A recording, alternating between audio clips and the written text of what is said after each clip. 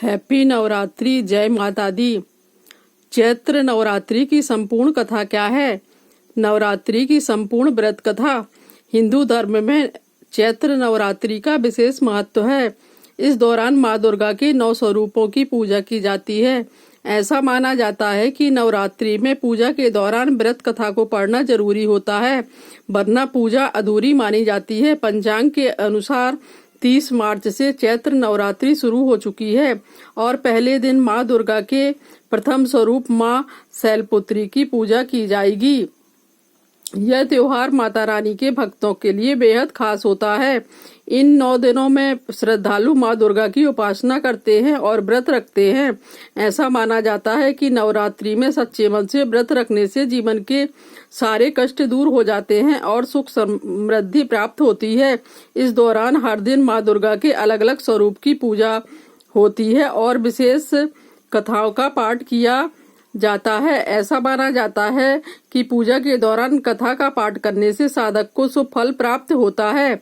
नवरात्रि व्रत कथा शुरू होती है। पौराणिक कथाओं के अनुसार एक बार देवगुरु बृहस्पति ने ब्रह्मा जी से नवरात्रि व्रत का महत्व पूछा।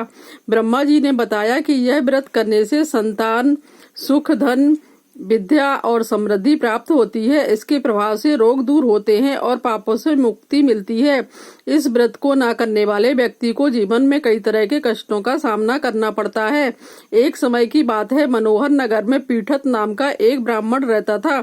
उसकी बेटी सुमति माता दुर्गा की बड़ी भक्त थी, लेकिन एक दिन वह पूजा में नहीं पहुंच पाई, जिससे उसके पिता नाराज हो गए और गुस्से में उसका विवाह एक कुष्ठ रोगी से कर दिया। विवाह के बाद सुमति अपने पति के साथ जंगल में चली गई। माँ दुर्गा की कृपा से बदली सुमति की किस्मत।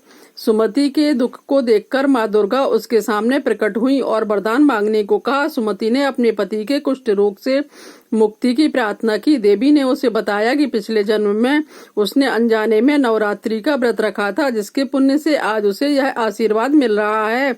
माँ दुर्गा की कृपा से उसका पति ठीक हो गया और वे सुखी जीवन जीने लगे। माँ दुर्गा ने सुमति को नवरात्रि व्रत की विधि भी बताई। इस व्रत में 9 दिन तक माँ दुर्गा की पूजा करनी चाहिए। यदि पूरे दिन व्रत रखना कठिन हो तो एक समय भोजन किया जा सकता है। घट स्थापना कर देवी के लिए फल फूल और प्रसाद अर्पित करना चाहिए। आरती करना चाहिए। व्रत के अंतिम दिन हवन और कन्या पूजन करने से भी विशेष फल की प्राप्ति होती है।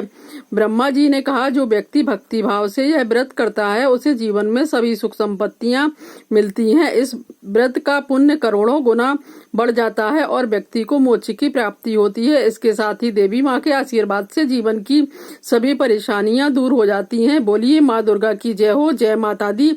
जगत पिता ब्रह्मा जी की जय हो। धन्यवाद।